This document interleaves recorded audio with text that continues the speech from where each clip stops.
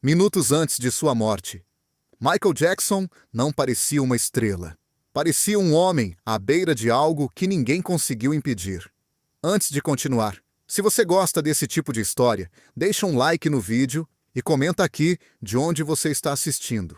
O que foi capturado nas últimas imagens de Michael Jackson não apenas chocou o mundo, mas levantou uma pergunta perturbadora.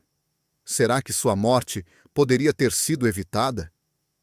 Naquele dia, 25 de junho de 2009, o mundo ainda não sabia, mas estava prestes a perder uma das maiores figuras da história da música. Um ícone, um enigma, um homem que viveu entre aplausos ensurdecedores e um silêncio interno que poucos conseguiram compreender. Michael Jackson não era apenas um artista, ele era um fenômeno global. Desde criança, sua vida foi moldada sob os holofotes, sob pressão, sob expectativas impossíveis. Nascido em Gary, Indiana, ele cresceu em um ambiente onde o talento não era apenas incentivado, era exigido. Ainda muito jovem, como parte do Jackson 5, Michael já demonstrava algo que o mundo jamais esqueceria. Uma presença magnética, quase sobrenatural. Mas por trás daquele sorriso infantil, existia uma rotina rígida, quase militar, ensaios intermináveis, disciplina severa e um pai conhecido por sua dureza extrema. Mas havia algo nessa infância que deixaria marcas profundas, marcas que ele carregaria até o fim de sua vida. Conforme os anos passaram, Michael deixou de ser apenas um prodígio infantil e se transformou no rei do pop. Álbuns como Thriller, Bad e Dangerous redefiniram a música mundial. Seus clipes não eram apenas vídeos, eram eventos cinematográficos. O mundo o idolatrava. Multidões gritavam seu nome. Shows esgotados em minutos. Recordes quebrados um após o outro. Mas enquanto o mundo via perfeição, Michael vivia outra realidade. E era justamente nessa dualidade que começava a surgir algo inquietante. Por trás dos palcos, sua vida era marcada por isolamento, inseguranças e uma constante busca por aceitação. Sua aparência mudou drasticamente ao longo dos anos, gerando especulações, críticas e uma atenção midiática implacável. Ele era observado, julgado, constantemente e talvez profundamente incompreendido. Nos anos 90 e 2000, sua vida começou a se tornar ainda mais turbulenta. Acusações, julgamentos, manchetes sensacionalistas. Sua imagem pública começou a se fragmentar. Mesmo sendo absolvido, o dano já estava feito. Mas o que poucos perceberam é que esse período marcou o início de um declínio silencioso. Michael começou a depender cada vez mais de medicamentos. Insônia crônica, ansiedade extrema e uma rotina que se tornava cada vez mais instável. Ele não dormia, ou melhor, não conseguia dormir naturalmente. E foi nesse contexto que surgiu algo que mudaria tudo: o uso de sedativos poderosos para induzir o sono. Mas havia um detalhe nisso tudo, que quase ninguém levou a sério na época. Em 2009, Michael anunciou sua volta triunfal. A turnê This Is It. Seriam 50 shows em Londres, um retorno histórico. Uma redenção, uma nova chance de provar ao mundo e talvez a si mesmo, que ainda era o maior.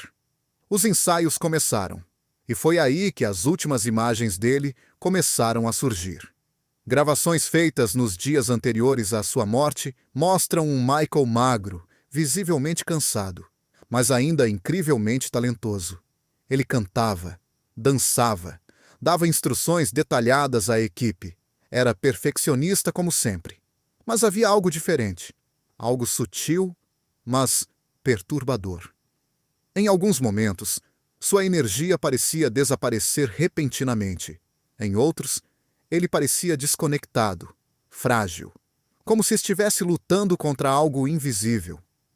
Pessoas próximas relataram comportamentos preocupantes, episódios de exaustão extrema, dificuldade para manter o foco, mas os ensaios continuavam. O show precisava acontecer. Mas, naquela rotina intensa, Algo estava prestes a sair completamente do controle.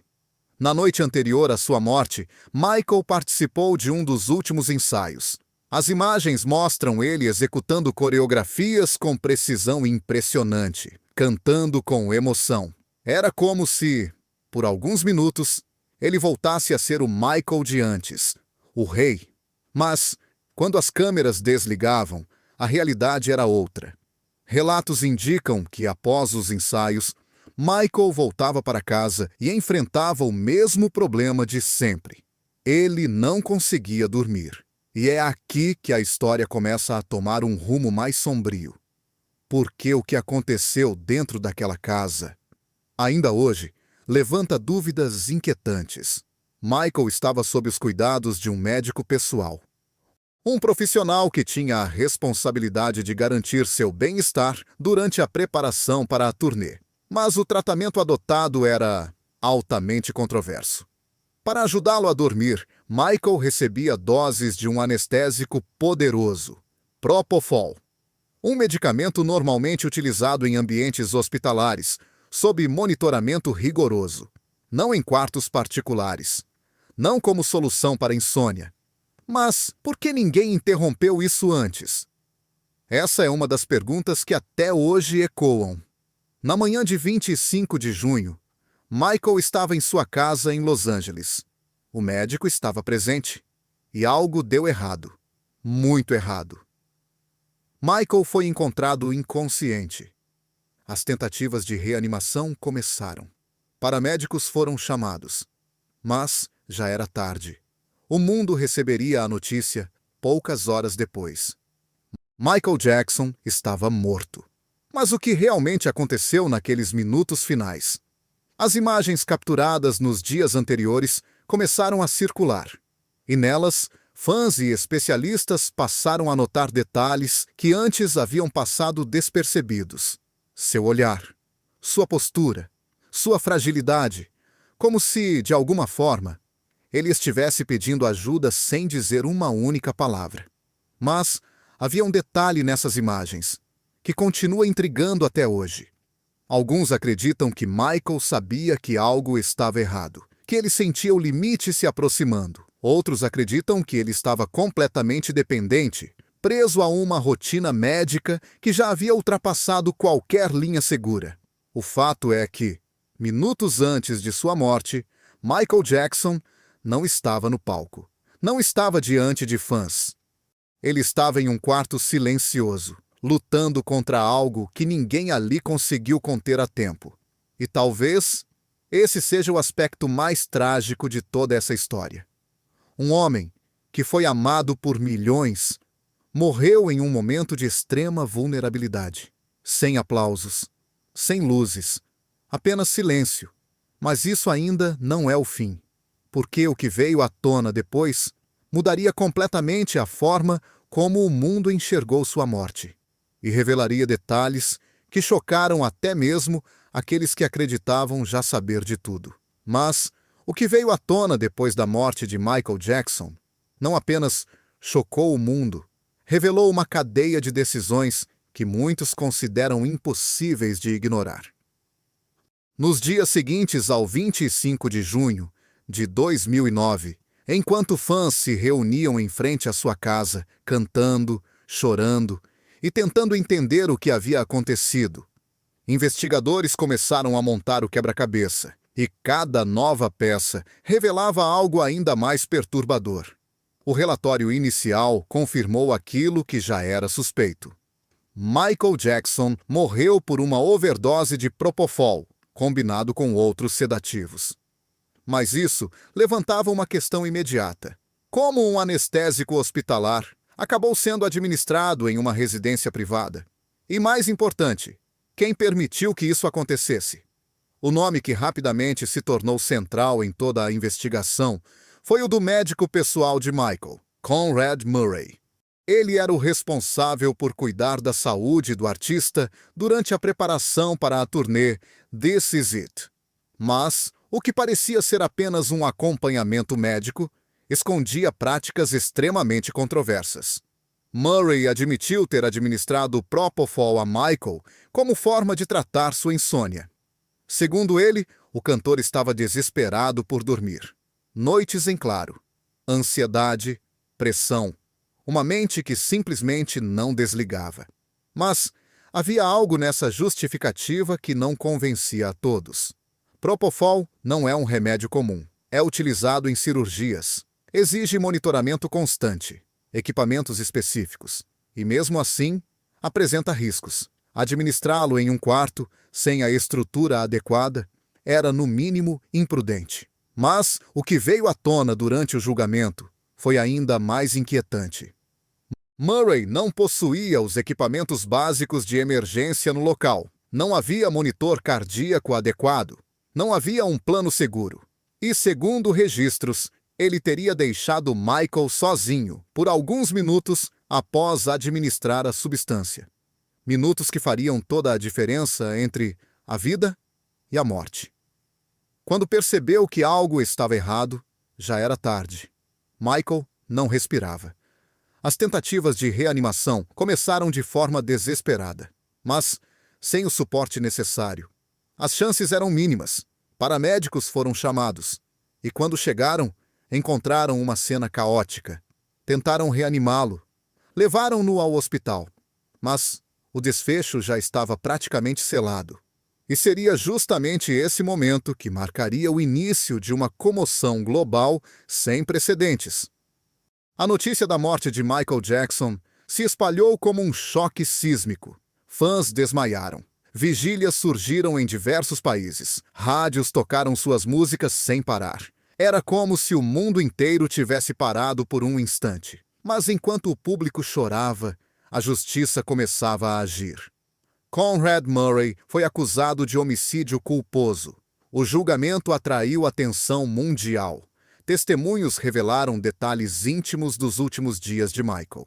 Funcionários, seguranças, especialistas médicos, todos contribuíram para reconstruir as últimas horas de sua vida. E o que emergiu desse processo foi um retrato profundamente humano e doloroso. Michael Jackson, o rei do pop, estava exausto. Fisicamente, emocionalmente, mentalmente. A pressão para retornar aos palcos era gigantesca. Contratos milionários, expectativas irreais, um corpo que já não respondia como antes e uma mente que não encontrava descanso. Mas será que ele realmente queria continuar? Ou estava sendo levado por algo maior que ele? Essa pergunta nunca foi completamente respondida. Durante o julgamento, ficou claro que Michael confiava profundamente em Murray. Ele acreditava que o médico poderia ajudá-lo, que poderia lhe devolver o sono, a paz. Mas essa confiança teve um custo devastador. Em 2011, Conrad Murray foi considerado culpado, condenado por homicídio culposo. A sentença trouxe algum senso de justiça para muitos, mas não trouxe Michael de volta. E talvez nunca trouxesse respostas suficientes, porque havia algo nessa história que ainda incomodava profundamente. A responsabilidade era apenas de um homem? Ou existia um sistema inteiro que falhou com Michael Jackson? A indústria, a pressão, as pessoas ao redor, os interesses financeiros. Todos esses elementos formavam um cenário onde o bem-estar do artista parecia secundário. E isso levanta uma reflexão inquietante. Quantas vezes o sucesso cobra um preço invisível? Quantas vezes o brilho dos holofotes esconde uma escuridão silenciosa? Mas isso ainda não é a parte mais perturbadora dessa história. Após sua morte, novas imagens dos ensaios de This Is It foram lançadas. E ao assistir aquelas cenas, algo se torna impossível de ignorar. Michael ainda tinha brilho, ainda tinha talento, ainda tinha algo a oferecer ao mundo. Mas também havia sinais, pequenos detalhes, olhares, momentos de fragilidade, como se seu corpo estivesse presente, mas sua energia já estivesse se esgotando. E seria justamente isso que tornaria tudo ainda mais trágico, porque não foi uma queda repentina, Não foi um evento isolado. Foi um processo lento, silencioso, progressivo e talvez evitável. O legado de Michael Jackson, no entanto, permanece intocável. Sua música continua viva. Seus passos de dança ainda são imitados. Sua influência atravessa gerações. Ele redefiniu o que significa ser um artista, quebrou barreiras raciais, transformou a indústria musical e deixou uma marca que o tempo não apaga. Mas sua morte continua sendo um lembrete, um alerta sobre os limites do corpo humano, sobre os perigos do excesso e sobre o que pode acontecer quando ninguém diz pare. Mas, no fim, talvez a pergunta mais importante não seja como Michael Jackson morreu, e sim, por que ninguém conseguiu salvá-lo a tempo? E essa é uma pergunta que ainda ecoa até hoje.